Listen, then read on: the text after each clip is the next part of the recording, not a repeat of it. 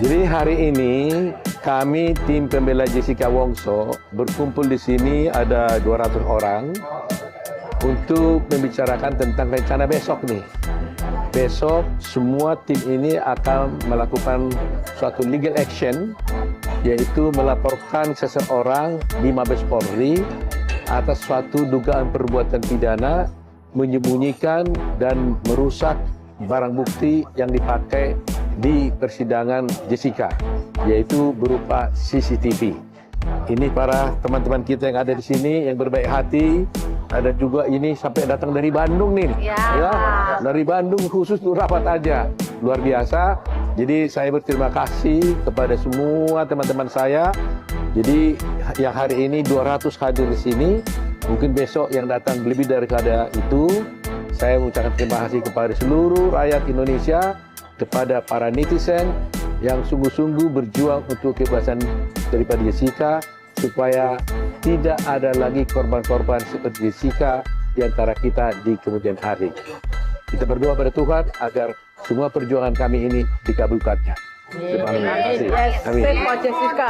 Ya, save Jessica. Save Jessica. Yes. CCTV yang dari Cafe Oliver. Ya. Ya. Terus saya tanya di sidang, Pak, ini CCTV dapat dari mana? Dia bilang dari Oliver, mana berita acaranya? Tidak ada. Dan bentuknya sudah dalam bentuk flash disk. Saya bilang, kalau di sini kan ada CCTV, pasti ada DVR-nya dong di sini, disimpan dong datanya. Saya minta, tolong Pak, saya bilang sama Atia, keluarin dulu DVR-nya. Kita ambil dari situ dong.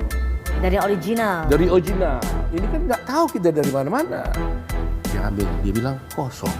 Lah, DVR-nya ini kosong. Saya bilang gimana? ini rekayasa sih. Ini kok iya. Oh, kayak kenal kasusnya ya. Ini kosong. Di rekayasa itu Dihilangkan CCTV-nya ya. Kayak nggak asing kasusnya Pak ya. Korong. Iya. Jangan itu jangan. Iya ya. kan? itu jangan Nah, kemudian ditunjukkanlah di sidang-sidang ini hanya beberapa spot-spot aja, nggak semuanya. Bagaimana si barista menuangkan kopi di belakang, nggak jelas semuanya itu berapa lama dan sebagainya.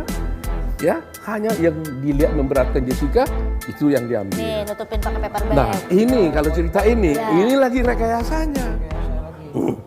Ahli kita itu kemarin waktu di sidang bilang ini dugaan rekayasa.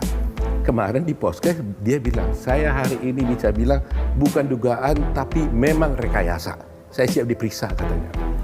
Jadi rupanya, ini umpamanya kita duduk di sini. Ada spot yang ada channel dari sana kan, kamera, ada yang dari belakang. Nah saya nggak tahu persis yang mungkin ini yang diambil dari depan atau dari belakang nih.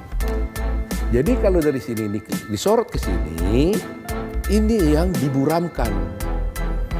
Dengan tekniknya ada pixelnya dikurang. Otto Hasibuan dan tim akan tetap berjuang untuk mendapatkan keadilan bagi Jessica Wongso. Tim hukum terpidana Jessica Wongso dalam perkara pembunuhan berencana yang dikenal dengan kasus kopi sianida menyatakan akan tetap berjuang mendapatkan keadilan bagi kliennya. Hal tersebut disampaikan tim hukum Jessica, Otto Hasibuan saat dikonfirmasi tim berita1.com pada Sabtu 2 Desember 2023. Tim pembela Jessica Wongso melaporkan kasus tersebut ke Mabes Polri karena ada dugaan perbuatan pidana menyembunyikan barang bukti CCTV yang ada di Cafe Oliver. Dengan disembunyikannya bukti tersebut, maka CCTV yang diputar di persidangan menjadi tidak utuh. Sehingga peradilannya menjadi tidak benar karena tidak mendapat fakta yang sebenarnya. Tim akan tetap berjuang untuk mendapatkan keadilan bagi Jessica, ujar Otto. Meskipun Jessica saat ini berstatus sebagai terpidana yang sedang menjalani hukuman, Otto berpendapat bahwa kasus tersebut dapat kembali dibuka.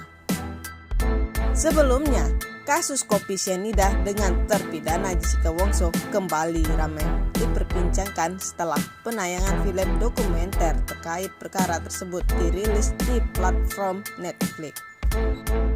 Perdebatan mengenai kasus ini kembali menjadi perbincangan oleh publik. Kemudian, Aliansi Advokat Pembela Jessica Wongso resmi mengadukan ayah mendiang Mirna Salihin, Edi Darmawan Salihin, ke Baris Krim Polri pada Jumat 1 Desember 2023. Edi dilaporkan karena diduga menghilangkan barang bukti atas kasus kematian putrinya dalam peristiwa yang terjadi pada 2016. Pasal 221 ayat 1 angka 2 KUHP pasal 32 ayat 1 Undang-Undang ITE. Salah satu bukti yang diajukan berupa video rekaman dari kanal YouTube Karni Ilyas. Meski sudah 5 kali uji, Kejaksaan Agung disebut penegakan hukum pada kasus Jessica Wongso bisa saja khilaf. Kasus Jessica Wongso yang sudah berlalu sejak tahun 2016 kini mengundang perhatian banyak orang. Pasalnya, publik menilai kasus Jessica Wongso masih menyisakan teka-teki dan tanda tanya. Usai dirilisnya dokumenter Netflix bertajuk I School Murder Coffee and Jessica Wongso, banyak kejanggalan dan fakta-fakta baru yang mulai muncul di permukaan. Bahkan terkini, diketahui sebanyak 3.800 advokat tergabung dalam tim Aliansi Pembela Jessica Wongso siap untuk membongkar kasus kopi sianida kembali. Tim advokat akan melakukan berbagai upaya hukum untuk keadilan kasus Jessica Wongso, termasuk melangsungkan PK. Rencana pengajuan PK diketahui akan berlangsung dalam waktu dekat. Hal tersebut tentu membuat Kejaksaan Agung angkat bicara dan menyebut bahwa Jessica Wongso masih mempunyai kewenangan untuk melangsungkan PK. Jessica dan ahli warisnya masih mempunyai kewenangan itu. Nah, sekarang novumnya tinggal kita tunggu. Kita menghormati upaya-upaya yang mereka ajukan. Kita menunggu. Nanti kita nilai sama-sama, kata Ketut Sumedana, Kapasus Penkum Kejaksaan Agung RI, seperti dikutip ayojakarta.com dari YouTube ABC Media Channel pada Minggu 3 Desember 2023. Meski demikian, Ketut Sumedana memberikan pernyataan bahwa novum dan alat bukti yang diajukan harus terbaru, bukan novum lama yang pernah diajukan sebelumnya. Novum itu tentu harus terkait dengan siapa dan apa. Bukti baru yang bisa paling tidak membebaskan yang bersangkutan. Jangan sampai novum lama, harus hal yang baru, jelasnya. Sebagai juru bicara Kejaksaan Agung, ia turut menghormati pendapat masyarakat, di mana menurutnya di era digital sekarang seluruh institusi tidak boleh anti kritik. Kasus Jessica Wongso telah melalui 5 kali uji hukum. Namun, jika berbicara terkait kemanusiaan, Ketut Sumedana mengakui bahwa penegakan hukum bisa saja khilaf karena manusia adalah tempatnya khilaf. Manusia itu tempatnya khilaf, yang tidak khilaf itu Tuhan. Maka dari itu, diberi kesempatan mereka untuk PK. Bagaimana menurut pendapat Anda? Dukung terus channel ini, share, like, komen, dan subscribe ya.